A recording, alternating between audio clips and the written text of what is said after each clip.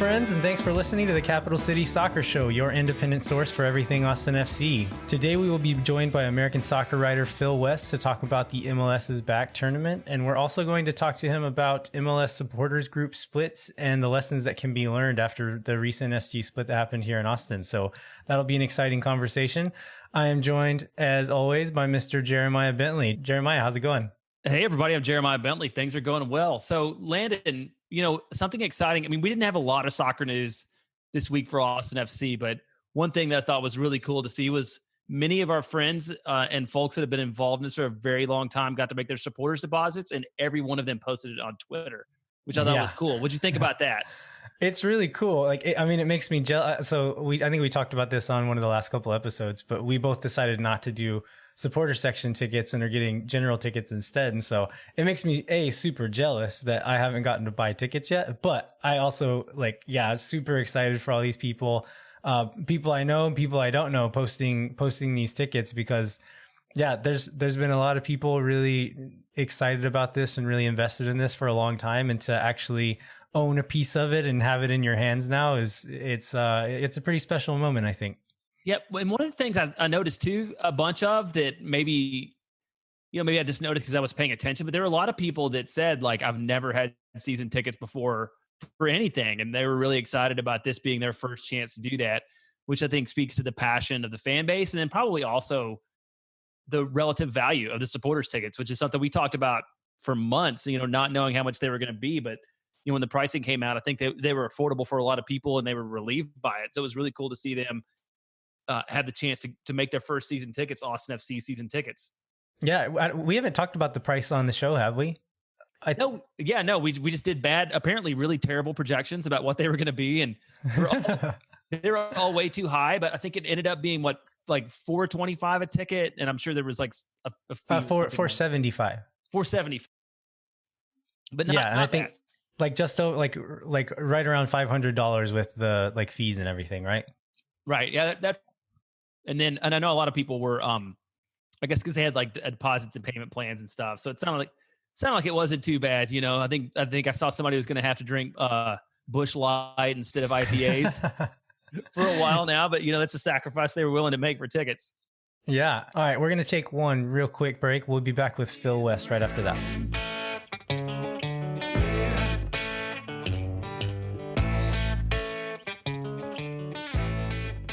All right, we are back with Phil West, the writer of 2 books about American soccer. So we figured he'd be a great person to talk about the MLS's back tournament, but also about supporters group drama, since Phil, you literally wrote a book about Major League Soccer and kind of the history of it, which part of the history of Major League Soccer is supporters group drama. So yeah, definitely. And that was definitely a thing that I wanted to get into with the book. I mean, not so much the drama, but just supporters groups and how they emerged and how they've been influential in the game. So absolutely. Cool. Let's talk some MLS's back first before we get into that, though. So we're recording this on a Sunday. There was a major scare this morning with the Toronto and DC game. On Saturday night, there was a player from each team that received a positive test result. They were kind of scrambling to retest those 2 players, and then right up until game time, they weren't sure what was going to happen. Luckily, both of those tests have come back negative, and Phil told me just as he jumped on the call that game has been rescheduled for Monday morning. So yeah, we get some Monday morning soccer, which has been nice. I mean, it's been fun to have these 8 a.m. Central Start times for some of the games. Yeah, for sure. What were you guys thinking whenever that news came out? I was terrified. I kind of thought this was the beginning of the end of this tournament. Yeah, I did too. I mean, it seems like they've been really lucky for the most part so far. I mean, obviously you had FC Dallas and you had Nashville that had a lot of the positive tests, and that actually made the numbers kind of work out weirdly. I mean, obviously FC Dallas I would have liked to see in this. Nashville to me seemed like they were going to be like the team most likely to catch COVID and be out of the tournament, because that's just kind of Nashville in their life, But yeah, I mean, again, that just shows that they're probably one, outbreak from this whole tournament being in jeopardy. But so far they've been fairly lucky and they've been able to control things. And it's really nice to see them back and active and see these games happening, even though, it's obviously super weird in these little fields in Orlando, and Fox pumping in the crowd noise in particular. I mean, that was really weird for the Atlanta New York game in particular. Yeah. So what have y'all's thoughts been on this tournament overall? I mean, I think so. Up until, you guys both know a lot more about this than me, so I'm probably going to screw this up, right? But up until last night with Columbus and Cincinnati, what is it, 4 in the first half? I mean, I think they were like, it's been kind of sluggish early on until people got their feet underneath them, and Columbus obviously blew that away yesterday. But I think it's they're to me they're playing like guys in a bunch of heat that have been off for 100 days, and I'm hoping. Yeah. As we get to the second round of games, that'll pick up a little bit. I think the quality, even over the last couple of days, maybe because of more training or whatever, has been better than it was early on. But that's been my main observation. Yeah, I think you're right on with that. I mean, yeah, the Heat's obviously going to have a lot of impact, and obviously they're going to be a little bit rusty. I mean, yeah, that Columbus game was the first game that hasn't been decided by either a goal or has been a draw. So, boy, did Columbus look good, or maybe conversely, boy, did Cincinnati look bad. I think it was a little of both. But yeah, Cincinnati is not great, but I think a lot of people were picking Columbus to go far in this tournament, if not win it. And I think they have a really strong team this year. And so yeah, it's nice to see a team that struggled so much last year with injuries and things like that to actually look good and be firing on all cylinders. Yeah, right, I mean, I would agree in most cases, except it's them. That's fair. But I'm really happy that Zelarayan looked good. I mean, his goal was amazing. And if Zardes is like developing a first touch like this late in his career, maybe that's kind of a little bit of a game changer. Yeah, for sure. Yeah, on his first goal, that was a really well played ball, especially on his first goal. I didn't see his second one, but that first one, I mean, he took it right down and like played it to his advantage. It was not a Zardes goal at all. Yeah, I mean, you would have expected him to bump that like over the crossbar or something, or wildly out of bounds, but now he trapped it and ran with it and just put it past the keeper. He did exactly what a competent forward is supposed to do, which is great. So other kind of like hot button topics about the tournament is, so the giant Adidas logo and all of the green screen ads around the stadium. What do you guys think about all that? What is that a problem? Is that something you don't like? No, I've just heard a lot of people complain about it. I personally don't care. Like, I just kind of ignore all that stuff. Yeah, but I just heard a lot of people like upset about the Adidas logo took up the entire center circle in that first game. And then apparently enough people complained about it that it shrunk to half the size and like has some like transparency on it now. But yeah, it's being projected onto for those of you who haven't seen it, it's being projected onto the field, just like on the TV broadcast. So it's not actually on the field, but yeah, it was enormous that first game. I mean, it's a little ridiculous, but like I'm not going to not wear Adidas. It's not like all of a sudden I have to stop buying any Goya products because the CEO appeared with Trump. It's not on that level. I mean, yeah, and we were talking a little bit before the sponsorship. I mean, you'll notice that for individual games, you'll have teams have their kind of key sponsors on big displays behind them. I mean, it's, obviously it's kind of a weird situation for the teams. They don't really get to do their kind of 17 home games a year. So anything they can kind of do to help their, obviously their sponsorship relationships with this, I think is fine. I mean, to me, the crowd noise is weirder than, anything projected onto the field. Yeah, it's that's another thing I wanted to talk about is the crowd noise. So the first few games were all on ESPN, and the broadcast I watched anyway did not have the crowd noise. Was that true of all ESPN broadcasts? I think a few have had a little bit, but not to the level that Fox had it. And Fox had it like on my laptop, Landon, and on the laptop you could pick. Like if you're on ESPN.com, you can pick either like the with crowd noise or without crowd noise feed, which is not an option they give you on the Fox feed. But yeah, they're kind of weird. Although I know like tonight on the Minnesota game, there's a couple choice words that were used where they had like cut the, because when you hear the players on the field, you hear everything, right? So all of a sudden, like the entire audio just went blank because they had to cut it all out to cut out some things people were saying. Yeah, I think they said they're doing it on like a 15 or 30-second delay so that, because also the people announcing these games are not in Orlando, so they're having to like send it to Connecticut or to California depending on which team is broadcasting. Right. And then also because they're bleeping all the things that are being said on the field. But there was one game in particular which was the San Jose. Who did San Jose play? San Jose, Seattle, which Matias Almeida was on the sideline just like screaming the whole time, and their bench was really getting into it that game. And I loved not having any crowd noise during that game just because of how energetic it was, but also you just could hear everything he was saying. And there's just some really cool moments that you got to hear on the field, which when in a normal game, you miss all of that. And so I think there's something to be said for kind of the energy that the crowd noise gives, but this is it's kind of a special moment in time where we get to hear all these things. And so while we can hear them, I want to listen to them.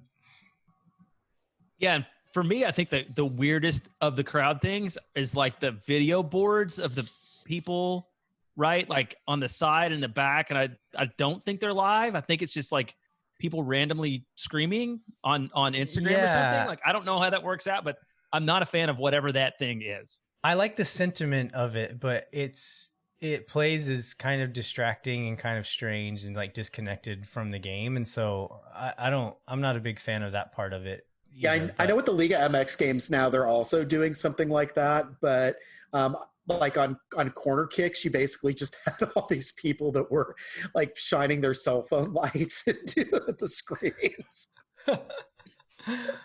So that seemed, kind of terrible, and also like exactly what I would expect of Liga MX fans. So slow clap there.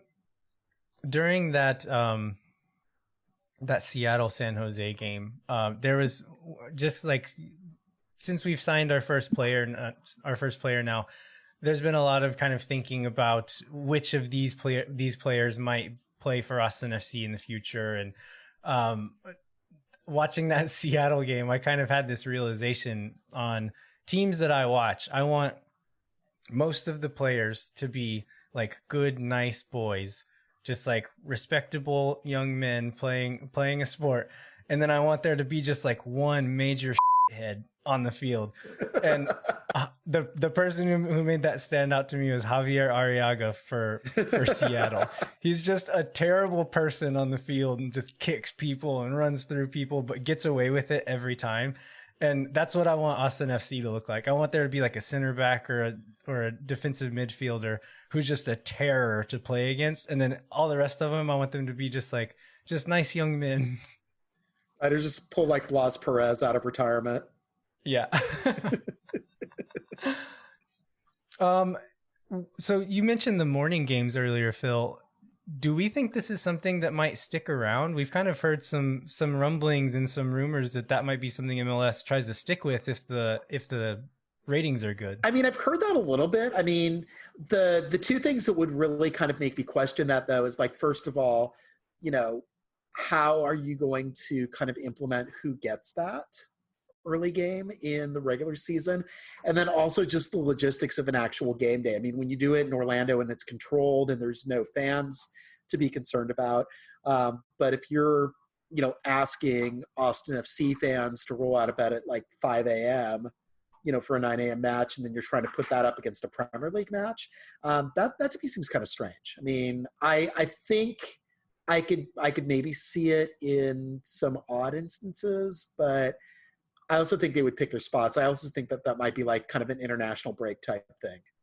So what I heard, so this is coming from Taylor Twellman, and Taylor knows things, right? Sure. So the way he was talking about it is that it would be an 11 a.m. kick Eastern time. Okay.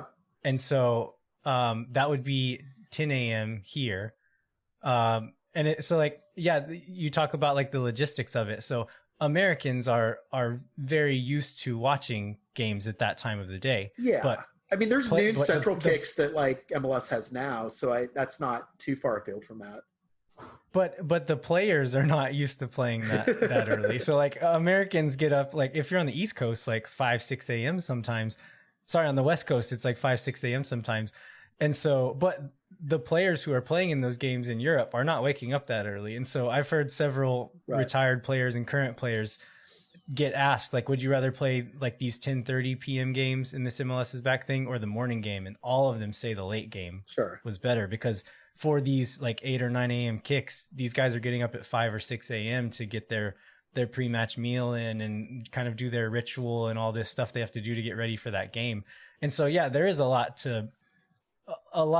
of logistical things that would need to change. But if ratings are really good, then I think this is something that MLS wouldn't think twice about doing if they can maybe do it right after Premier League games or something like that, and say like Premier League ends and you roll right into an MLS kickoff after that. I think that could be a big win. And I honestly, like I said, Americans are already used to it, and I would really enjoy watching those games in the morning. Right. If like you're on the Union and you're going to Frisco and it's like, oh, this was going to be like a 6 p.m. kick, but now it's going to be like a 10 a.m. kick. How do y'all feel about that? You know, they'd probably be okay, I would think. Yeah. Yeah. To avoid that. I was thinking. Go ahead, Jeremiah. I was also thinking for those of us in Texas, Texas OU, I've spent many a 8 a.m. eating corn dogs and drinking beer at the state fair, right? Before an 11 a.m. college football kick. So I feel like if anybody's going to be able to pull that off, you know, it's going to be people here in this state. Right. Yeah. How would y'all feel about, like, just as a fan experience, going to the stadium at like 10 a.m.? Hell yeah. They do it in college football fairly often, right? I'm an early riser. Yeah, I'm into it. Yeah. I think it would be cool. And it's not as hot. I'm for it. So MLS, let's make it happen. Yeah, that's right. It's because of the heat, right? They usually do that for the like September games, you know, when it's even at night, it's still 90 degrees during college football season down here. So yeah, it would be much more pleasant to do that and get it over with. All right, let's transition to the next juicy topic that we have on the list. So let's talk some supporters group drama. So Phil, tell us a little bit about why supporters groups split. Well, maybe first, if you want to just kind of let people know what's maybe happened over the last few months, if they're maybe a little confused about what's going on. This will be a good context. So yeah, recently there's been a new supporters group here in Austin called Los Verdes. They started selling memberships last week or 2 weeks ago, and this is all tied into the reason this podcast exists. So to give you even more background, Jeremiah and I were both in leadership positions within Austin Anthem. Whenever this split happened, Jeremiah is one of the people who is starting Los Verdes, this new group. Kind of the reason we started this show was because while we were part of Austin Anthem and affiliated with the supporters group, there was, I think we kind of felt a freedom and kind of an independence because there was only one supporters group. And so we didn't necessarily have to worry about playing sides or doing anything like that, because it was, we felt that we could kind of speak freely and still be speaking for all of the fans. And so whenever that split happened, it kind of changed that whole dynamic, which is kind of the birth of this show that we wanted to start so we could do something more independent. But getting back into the supporters group part of it, Jeremiah, so since you're one of the people who started Los Verdes, do you want to tell us a little bit about why or kind of what Los Verdes' mission is? Yeah, Los Verdes is really focused on the game day experience, and so that was the thing that we wanted to lead with. And so we just felt like sort of starting a new group with that at the focus of at the center of what we do and what it was about was important. And so so we did that. So we started in May. Gosh, it's been kind of whirlwind. We started May, picked a name. We had like 30 names, 29 of them were bad. Everybody loved Los Verdes. Luckily. And just like when remember we had the Butler brothers on and they're like, well, there's other bad art and we're not going to show it to you now. And I'll say the same thing. Like There are other terrible names we considered. One of which Phil West loves. So if Phil wants to out himself on like what his preferred name was, which I don't remember, but I feel like it was a bad pun. That's very on brand for Phil West. Yeah, he could feel free to do that. Yeah, we came up with that, and then we started selling memberships on July 1st, and sold 350 or so in the last couple of weeks. So it's been really exciting. But the goal is to pour all that like back into game day, because one thing I've learned about this is that paint and banners and smoke bombs cost a lot of money, which I did not expect. Like I knew musical instruments did, but that's really our focus, is to do that. And I know one of the big questions I got like when the switch happened is like, well, I guess that kind of kills the podcast. And like I thought it did for a little while, but luckily we found Troy and Zach, and they made a good relationship with Capital City Soccer. And I think it'll be a good thing for us to have the chance to speak freely on behalf of the soccer community as a whole. And like use our own voices and connect with those folks. Yeah, just full disclosure, I have memberships in both groups. I mean, that might change in 21 once things are official, but in the interest of getting things up and running and loving soccer here in Austin, definitely, love a lot of what Anthem has been doing and love what a lot of Los Verdes is doing now. So definitely don't want to, necessarily choose one side over the other. Yeah, and we'll kind of loop this back around and tie kind of this story we're going to tell back into what's happening here in Austin. But let's talk just more generally now. So yeah, in kind of the history of MLS, why do supporters groups split, and what does that normally look like? Yeah, I mean, obviously you'll have one supporters group that will back a team at the inception. And obviously for a lot of the MLS teams that were original teams, there was just kind of one group. Actually, Screaming Eagles and Barra Brava both started at the same time for DC United, and you already had like their kind of two different approaches to how they wanted to be fans, how they wanted to support the teams. And so, yeah, typically what will happen when you have a split, and I think Atlanta's a really good example, so I want to talk about them a little bit more, but just to kind of set it up, I mean, either you have a group of people that want to create some sort of different experience or focus on some sort of thing, or maybe, just kind of think that they can do something better or do something differently from a group of people that are established in leadership.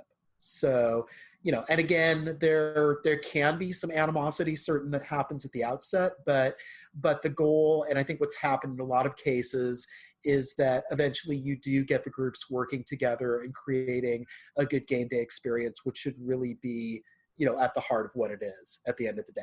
So Phil, yeah, I do want to ask you about Atlanta, Phil, because it's just as it's evolved, like every time I'm thinking about, what do we want to put on the website or what committees do we have or whatever, I'm like, how do we, like, I always looked at Footy Mob right in Atlanta. And I think it's interesting. I think probably that's a pretty, like the Terminus Legion Footy Mob thing seems like a fairly close tie to kind of what's happened so far in Austin. Can you talk about that a little bit? Yeah, sort of. Yeah. So Terminus Legion was the original SG, and that started out of the drive to bring a team to Atlanta. So very, very analogous to the way that Anthem started from MLS's Austin. So basically you had Terminus Legion come out of that initial sort of effort to get a team into the city. And then actually what happened with that is that even before Footy Mob, you had a group called Resurgence, which was kind of more of a DIY kind of punk ethos group, a lot of younger kids in that group, very much focused on kind of game day experience. And they broke off from Terminus Legion. And so when you see Atlanta games now, what you'll see is in their supporters end, you'll see a mix of Terminus Legion and Resurgence fans. And what they're doing is they're sharing capo duties. They're very much about that kind of support. I think they collaborate on TIFO, if I'm not mistaken. But you have two other groups there too. You have Footy Mob and you have the Faction. And Footy Mob they sit adjacent to the supporter section, but they don't actually sit in that end. And they are much more about the tailgate experience. And like I tell people constantly, I went to Atlanta United's second home game at Bobby Dodd and hung out with a lot of the Footy Mob people beforehand. Excellent tailgate, great food. They had DJs, discovered a beer called Emergency Drinking Beer there. which was fantastic. And they just did that tailgate experience really well. And then there's another group called the Faction. They actually sit on the sideline, and they're very much about charity and very much about family experience. I mean, they're also about the tailgate, but they're definitely like, if you are an older fan, if you have kids, if you don't necessarily want to stand and cheer for the full 90, there's a place for you here. We're still a fully functional supporters group. We're still into creating that experience, but we're not going to necessarily maybe be, on our feet for the entire 90, and that's okay. So what, if you guys have listened to the Austin Anthem podcast, we had Jay Riddle on that podcast. It was probably like a year ago. I don't know when that was. It was a long time ago, but Jay is a member of the Faction. And before talking to him, I didn't realize that there was like splits in the Atlanta groups, and like didn't know that there was drama behind the scenes or any of that. And I think that's kind of that should be the goal, right? Like, even though there may be like some disagreements behind the scenes, on game day, they all show up to support that team. And if you're in the stadium or watching on TV, you don't see drama, you don't see disagreements. You see this huge section of people all singing and chanting and supporting that team. And so are there any examples of things like this that have happened where it didn't turn into that? I mean, wow. I mean, you could kind of point to Dallas for a while. I mean, you had like kind of El Matador at odds with Dallas Beer Guardians, kind of at odds with the front office. I mean, they've created kind of a much more unified front right now, but there were definitely kind of instances like that where you were seeing SGs doing their own thing. But I mean, much more, it's a lot of kind of disparate SGs that come together, in part because of the front office and what they're doing, and in part just because the entities decide to work together. Like the 3252 gets talked about a lot, but that's actually a lot of different groups. I mean, some of those date back to kind of Chivas days. Others of those are kind of newer fans, and they all kind of do one thing on game day within the office, but they are all from definite different parts of LA and have different origins and definitely kind of see things differently. I remember when I was talking to them as they were getting stuff at the stadium, like they still weren't exactly quite sure what they were going to do, if they were going to be kind of more British style, if they were going to be more, kind of Barra Brava style. And they've obviously created kind of their own good mix of stuff, but they didn't have kind of a set definite plan going in. So, I mean, a lot of it ultimately boils down to the SGs being able to communicate and focus on a good game day experience. And if they can do that, then, it's obvious and it shows and everybody's sort of happy with it. And if it is maybe a little bit more lackluster, then, sometimes you'll see the front office kind of coming in and trying to get the teams together, kind of like what we saw with like RSL over the last year, where they had like six different supporters groups, and they all were able to kind of bring them together and try to create some kind of new game day rituals around what they were doing. And it wasn't that the groups were particularly kind of warring against each other, but they were just doing their own thing and sitting in different parts of the stadium and not really kind of as unified as they could have been. And Phil, what about Houston? Did something fairly similar to that too, right? They came up with this new kind of front office driven collective or whatever. Do you know much about the way that they're operating that? Are you talking about the Surge or?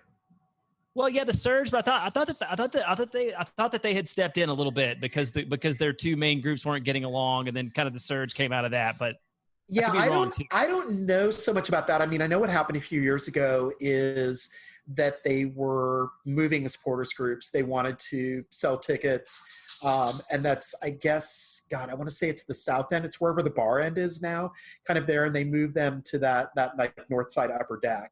And, kind of try to give them support and had the front office go in and let them be in the stadium and kind of figure out like what it was going to be.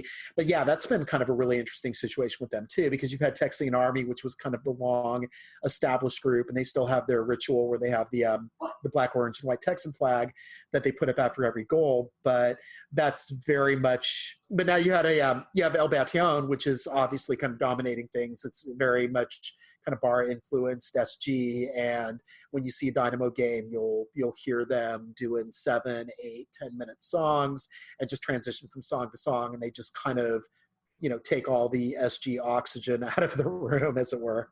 So transitioning back kind of to Austin and kind of how all of this relates to the experience here, what are some of the lessons that, now that there are multiple supporters groups in Austin, what are some of the lessons that the groups here can learn from these other cities? Yeah, I mean, I think first and foremost for the two groups, now that Los Verdes is, definitely established as a second supporters group. I don't know if like FO is given official status yet, but I can't imagine they wouldn't, kind of given the energy and the numbers and all that.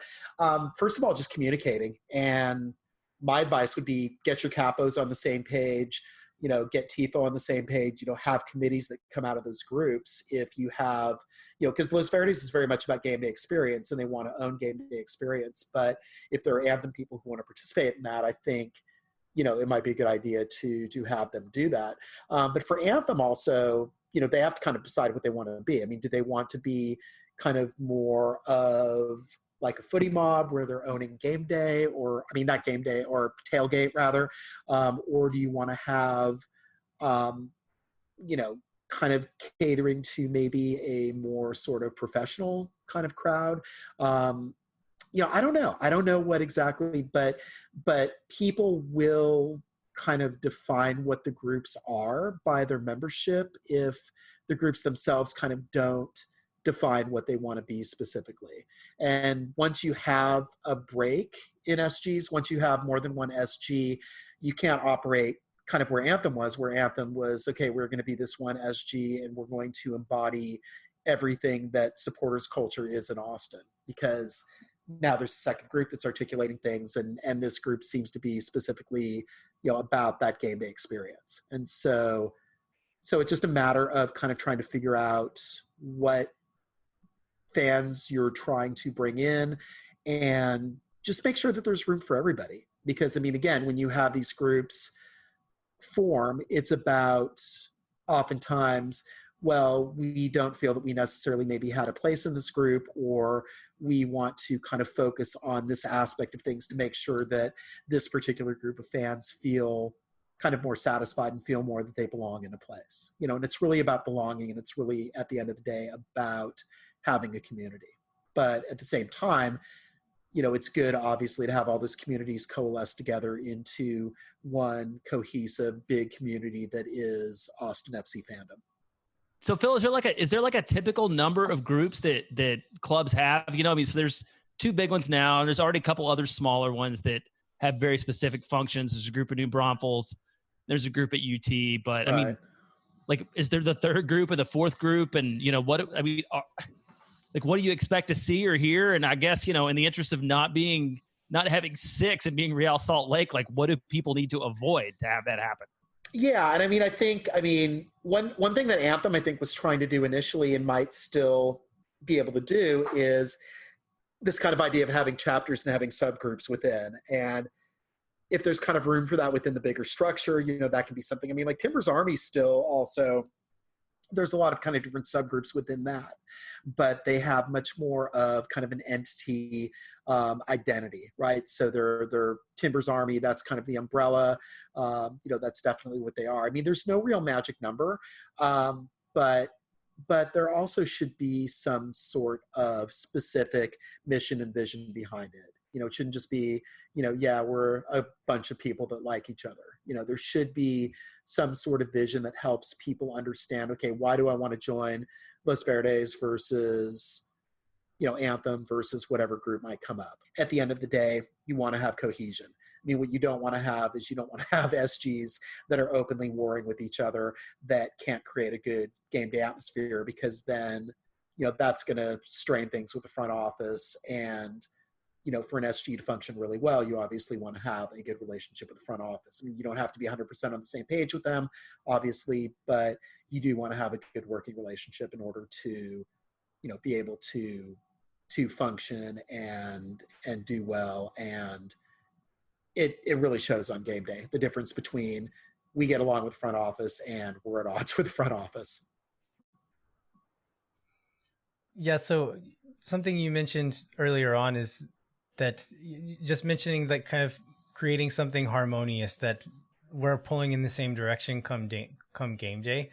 Um, I think that's kind of the long and the short of it is that there is room for multiple groups as long as that end product is a collaborative one. And so, yeah, one thing I would say is, Phil, you mentioned you're a member of both groups. Whenever Los Verdes put out memberships the other day, I bought a membership because a lot of the people who are running Los Verdes now are people who are some of my best friends in the world right now. And they're doing really cool stuff. And I want to support that because it's something that's going to make that game day experience something really special. And so even though I'm still a part of Austin Anthem, I'm going to support what they're doing as well. And I think there's going to be a lot of people who are in that situation who they want to continue to support both groups and be a member of both groups. And so I think until one of the groups says like you can't do that or gives them a reason to not be a member of it, or maybe it comes about naturally, like you said, like different groups will kind of find their niches and kind of, okay, this is what this group does and this is what this group does. Like that'll all kind of shake itself out. But what I don't think, or what I don't want to happen and don't think should happen, is it be a thing where it's like a combative thing where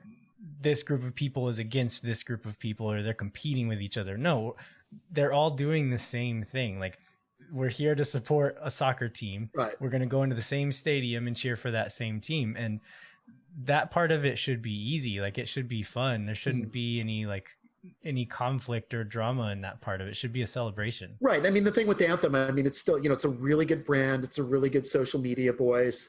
And this is a group that, was in the trenches. They were the original group. They helped get the stadium to the finish line. There's still a lot of kind of value for those people who are sticking with Anthem and believe in Anthem as the first SG, more power. But also, yeah, Los Verdes, I mean, a lot of my friends are there and there's a lot of really good energy and, it's just overall a really, really, fun bunch of people that are there. And I mean, it was so funny. Like on the Slack a couple of days ago, there was like some guy, Cesar, who is a Amazon driver, and he snapped this picture with there was a car with an Austin FC sticker on that, and he's like, "Oh, look at this, I'm delivering and I see this here," and it's like, that's my car. And actually, I ran into the guy like when I was coming back to the house, and we talked for a while. He's like, "Oh yeah, you're Phil," and so like we had seen each other on Slack, but then we actually got to connect in real life about the team and did you get season tickets yet and all that. And I mean, I have no idea what my fandom's going to look like or what my professional life is going to look like. I mean, I could be working for the front office. I could be a journalist. I could be, in the supporter section in 21. I have no idea where life's going to take me. I mean, it's just, everything is just that weird right now for me. But I definitely know that, COVID willing, that on that day in April 21, I'm going to be in that stadium in some capacity. And I ultimately, at the end of the day, want to be there with people who are there because they dreamt it and they helped make it happen. And, this is the reward for all that work. I mean, you guys were there. You saw it. You were in ridiculous city council meetings till the middle of the night. All these like incredible things happen to allow for this team to happen. Now we have a first player that we're talking about. Now we have, our head coach scouting this wacky tournament that's happening right now. There's just all these things that, 2 years, 3 years ago, we didn't know could be possible or was going to happen. And it happened because of the people in Anthem, and it happened because of the people who are now in Los Verdes. And, at the end of the day, I just really want these people to be able to work together and celebrate it because, this is what we worked for. This is what we listened to Linda Curtis and Francois Lucas for, I mean, it was just all this ridiculous stuff that we had to endure to get to, this incredible point. And, COVID's really fucked things up. But at the same time, it's like, if we get over this last hurdle and the stadium gets built and everything, we're here. We're seeing soccer in Austin. And, the last thing I want to do is see, supporters groups fight over, drums that are ultimately going to be played by people that are going to like pump up 20,000 people in a stadium, God willing. Yeah. So, like I said, I'm a member of both groups. I'll be getting my Los Verdes sticker in the mail here in the next few weeks. I'm going to stick it on my car next. Phil, you mentioned stickers on cars. I'm going to stick my Los Verdes sticker on my car next to my Austin Anthem sticker. Nice. And I imagine there's going to be a lot of other people in town who do that. So, people who are members of these groups, if you're listening, we can do this. Like we can make this something really special. And I think this is an opportunity to make this a positive, to really be able to have a place for everyone. Like Phil mentioned earlier, like these different groups exist because different people will find places where they feel more at home or feel like this is where they're supposed to be.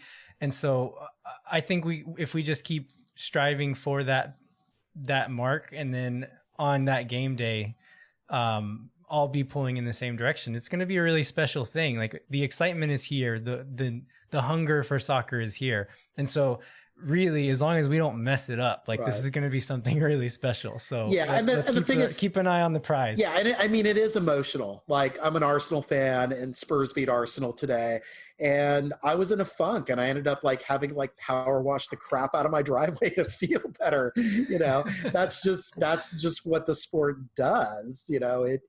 You have these incredible highs and these incredible lows. And, we're probably going to experience these things, especially as a first year team. I mean, we're probably not going to win MLS Cup, right? I mean, there's going to be a horrible loss along the way. Like we're going to, we're possibly going to get slapped down like 3-1 by Columbus the first time we like face them. And that's going to really, really suck. But at the same time, like we have to band together and keep each other strong and, have another round and say, yeah, we're eventually going to get them, like Zardes is going to lose his first touch again. There's things like that we'll be able to say to each other to feel better. But then there's also going to be, our first win and our first playoff appearance and, all these incredible things that are going to happen. And just, the last thing I want to see happen is to have us, fighting with these people that were there dreaming that these sort of things would happen, at the outset. It's a lot of work that's gone into this, and we shouldn't diminish this. But at the same time, let's work together. Let's create a really good game day experience that the whole city can be proud of. All right. I think that's a good place to end it. So Phil, thanks so much for joining us. Listeners, you can find Phil's books, The United States of Soccer, and I Believe That We Will Win. I believe you can find those anywhere that you buy books online. And then also I've seen them in stores here in Austin. So support your local bookstore, buy them from a store here in Austin. But Phil, I'm sure we'll have you on again sometime soon. So thanks for joining us. I would love it. Yeah. And we'll see you soon. For sure. Thanks, Phil. Hey everybody, this is Landon and Jeremiah and Phil again from the future, jumping in to cover some breaking news that came out this morning. So we decided to jump back on a call and record another little bit of this show so we could get this in before the next episode in a couple of weeks. But Austin FC has hired Davey Arnaud as the assistant coach for Josh Wolf. So if some of you may know who he is, some of you may not, but he most recently was the assistant coach at Houston Dynamo under Tab Ramos. He was also the interim head coach after they fired Wilmer Cabrera. He coached at DC United before then, and then also had a pretty successful playing career. He played 2002 to 2011 at Sporting KC, 2012 to 2013 at Montreal Impact, 2014 to 2016 at DC United, and was apparently captain at each of those clubs. So that's pretty impressive. So Jeremiah, Phil, what do we think about this hire? I mean, it seems like a good hire. He's got all the bona fides. He's obviously very familiar with Josh Wolf from being around the league for a long time. And then also they continued to really the club continues to build around folks who have a real deep understanding of MLS and sort of the unique way that the league works and the game works in, here. So I think it'll be a positive addition. Another thing, Chris Bills interviewed Jimmy Conrad, and then he had an interesting comparison between the two back during their playing days, where basically Wolf was this cerebral kind of analyzing everything on the field, and Arnaud was a wear your heart on your sleeve kind of guy, and real dynamic. And so he, at least in the eyes of Jimmy Conrad, it'll be a good balance between the two to have this like firebrand and this thoughtful person. So I mean, it seems like a good hire. Yeah, and I mean, say what you will about the dumpster fire that was the 2019 Dynamo season, where they started out 6-1-1 and then went like 3-12-2 after that. But Arnaud had to kind of pick up the pieces after they shipped off Cabrera, and then Cabrera mysteriously ended up as Montreal's head coach, which was a really weird episode. And they didn't do that great down the stretch, but it was a really tough season. And the year before, obviously, he was part of the coaching staff that led them to the U.S. Open Cup win. You may have heard the Dynamo won the U.S. Open Cup. They are fond of speaking of it. So maybe being in Austin, close to Houston, you have heard. But yeah, no, I mean, it seems like a good hire. I didn't actually anticipate that they were going to bring in an assistant coach right now, but I mean, I guess it makes sense, right? They have a player they're thinking about building over the next few months and assembling a roster. So yeah, why not bring in somebody who looks like he's a accomplished number two who can handle things under Wolf, and then obviously he's got now some head coaching credentials to his credit. I was going to say one thing that's really interesting. So now we have more coaches than players, which I think is probably. But we knew that was going to happen, right? And then you left out a part of his bio where he was a West Texas A&M Buffalo, which apparently you're really familiar with. So Landon, can you talk about the West Texas A&M soccer dynamo that is from your time up there? Yeah, I don't know anything about the soccer team really, but I'm from up in the Panhandle, which is where West Texas A&M is, and all of my friends from high school went to West Texas A&M. So I was in school in Lubbock, which is like 2 hours away, and so I ended up in Canyon, Texas, going to visit my friends like every other weekend. And I was going to South Plains College doing a music degree, and I was in Canyon so much and going to football games and things like that I knew West Texas A&M's fight song, and at one point did not know my school's mascot. I couldn't have told you what it was for like a year that I was in school there.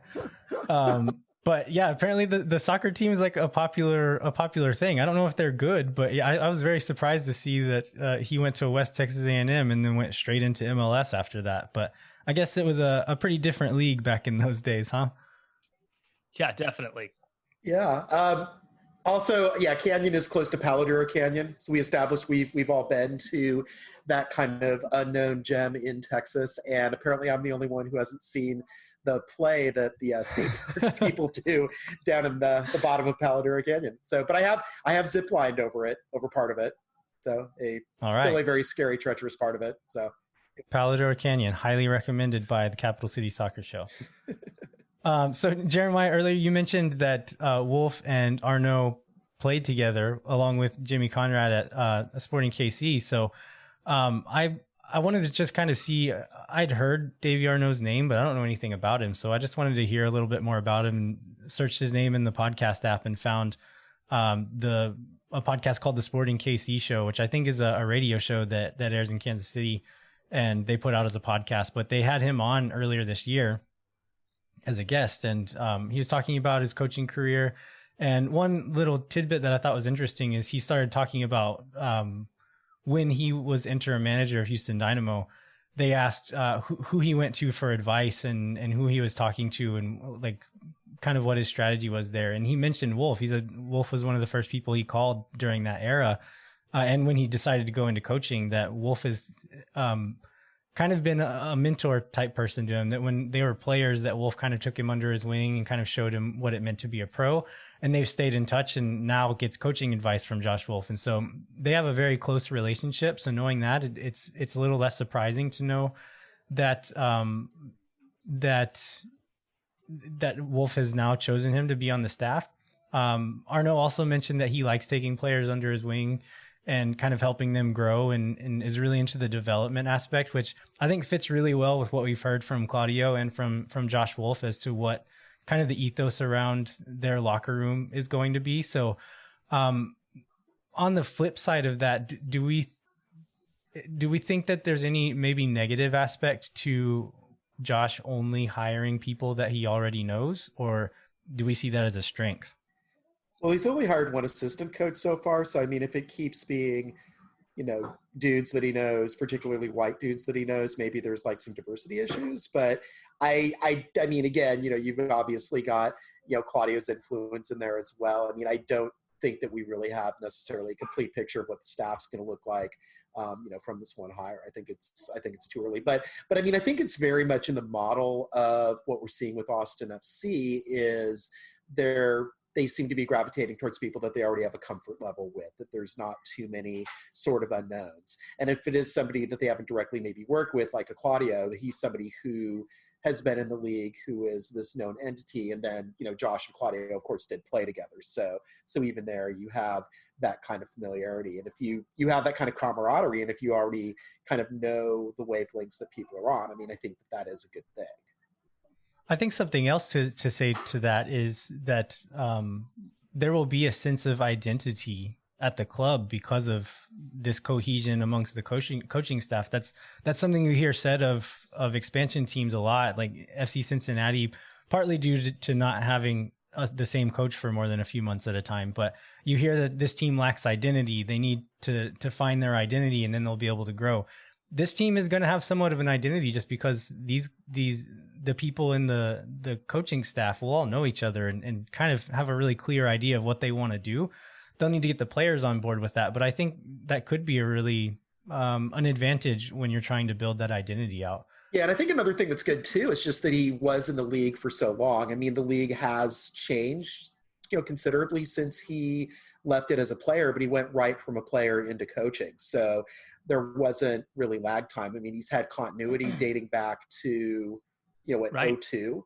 So you think about that. I mean, that's Landon Donovan, DeMarcus Beasley, World Cup era type continuity. So that's almost like kind of 2 decades of either being a player or a coach in the league. So that's definitely got to be a plus. Because I mean, again, yeah, you see even somebody who's an accomplished coach like DeBoer over at Atlanta has had maybe some difficulty adjusting, not necessarily kind of maybe getting what makes this particular league tick, even though he's been successful in a lot of other leagues around the world.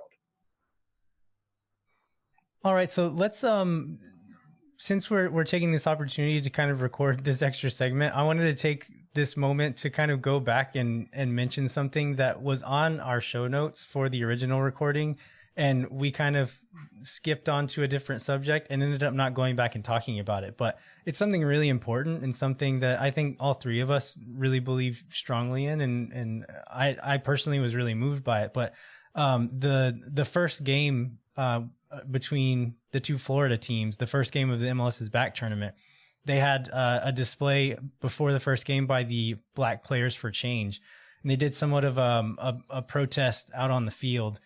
And all of the members of Black Players for Change came out onto the field and kind of had this ceremony.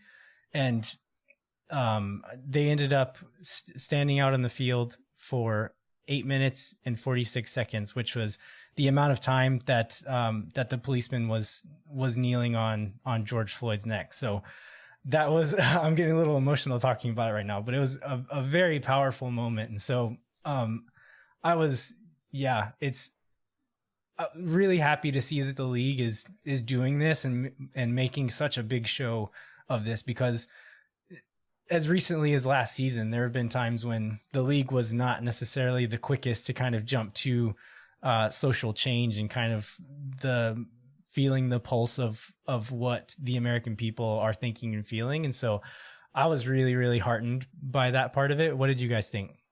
Yeah, I mean, absolutely. I mean, and not just the one game. I mean, obviously the initial kind of display tribute that the players did was really emotional and impactful. And once you realized, oh, this is going a long time. Oh, I bet this is going 8:46. It just became even sort of more moving. And then I think Thierry Henry was kneeling for the first 8 minutes, 46 seconds of the match Yeah, that that's he right. coached, which, was incredible. Just that you're seeing, this kind of outpouring of support, not only, obviously among MLS players, but around the world. It's really cool. And to see the league embrace it and see everybody wearing the Black Lives Matter shirt, which, they should really get that up in the store, because I think a lot of fans would be wanting to wear that and support as well. But just that it is something that is on display and is a continual thing throughout the tournament is cool. And to not have the national anthem, to have that kind of display again, I mean, that takes a lot of courage for an American sports league. And kudos to MLS for, I mean, again, like you were kind of alluding to last year, there was the whole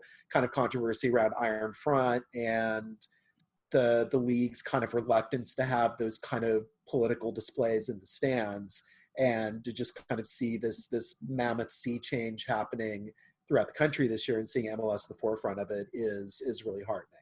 I'm really glad to be a fan of this league, in part because they're willing to take that on. Yeah, and I think we don't have time to talk about it now, but the whole Black Players for Change organization that has kind of sprung up fairly recently, and now has 170 members and really seems to have a voice among the players and among the league. I mean, I think it's something to watch out for, and it's it's a really important statement about social justice. And I wish I could remember the numbers, but I was surprised at how many African-American players there are in MLS on a percentage basis. I think it's in the 20s. It was a stat I was looking at compared to like baseball, which is 8 or something like that, but it's good for that group to have its voice and for the league to encourage it too. So I think that's something that we should probably explore more at some point on another show. All right, we're gonna end on one silly note from Phil West, because it wouldn't be a Phil West interview if we didn't have some silly little piece of MLS culture to throw in. So during that first game, immediately following this thing we were just talking about, was the new Florida derby, and so Orlando actually has beaten a rival now, and they wanted to celebrate that win. So let's talk a little bit about how they beat that rival. So it's 1-1. It's like the 7th minute of stoppage time. This ball goes into Nani. He tries to head it. He whiffs on it completely, goes to a teammate, somehow ends up back to Nani's foot. And while he's still kind of trying to catch his balance from the really badly timed jump, he scores the winning goal. And they print a shirt. 2-1, Orlando wins. And then what happened? and then they created a shirt that said Florida is purple. So I tweeted something back with the shirt that said, when you want to say we won the opening match of a tournament on a fluke stoppage time goal on a t-shirt.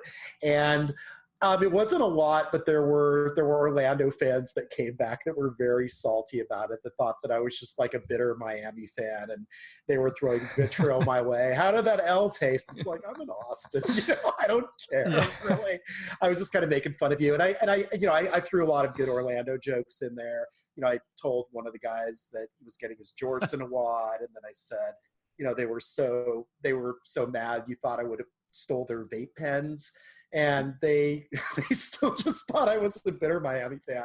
But it was kind of heartening, just because, we've had to, in these last few months, just kind of dance around everything with COVID. And it's like, oh, we want to see each other again, and togetherness. And we're trying to connect as a community through our Zoom screens. And now just Orlando fans get a win under their belt, and I make fun of them, and then they like turn around and hate me for it. So it's a little bit of normalcy. We have normalcy. True sign of progress. All right, so we're gonna jump back to future Landon and Jeremiah, who are now, while you're listening to this, past Landon and Jeremiah. It's all very confusing, but we're gonna end the show now. So we'll see y'all next time. Take care, y'all.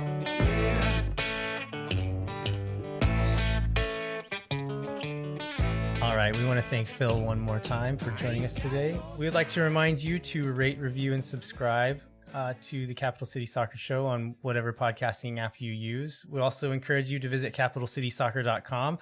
Recently, we published an article describing the different SGs here in town. So you can find articles like that and many other Austin FC related things on that website. Yeah, and as always, we check out both the Austin FC Reddit page and the official Austin FC fan group a lot. Engage with people, get ideas for topics and things we want to talk about in this on this show. So we we look for more from there. And please share with your friends and neighbors. So we're 4 episodes in now, if I remember right. We're becoming Yeah, veterans. this is the fourth. This is the fourth. Yeah. Yeah. So it's the 4th Capital City soccer show, but it's still a new show. You know, we're still building an audience. There's still a lot of people that are discovering Austin FC and getting involved with fandom. And so please, send them to us to listen to us talk about soccer. All right. We will be back in 2 weeks with a new episode. Until then, I'm Landon Cottom. I'm Jeremiah Bentley. We'll catch you next time.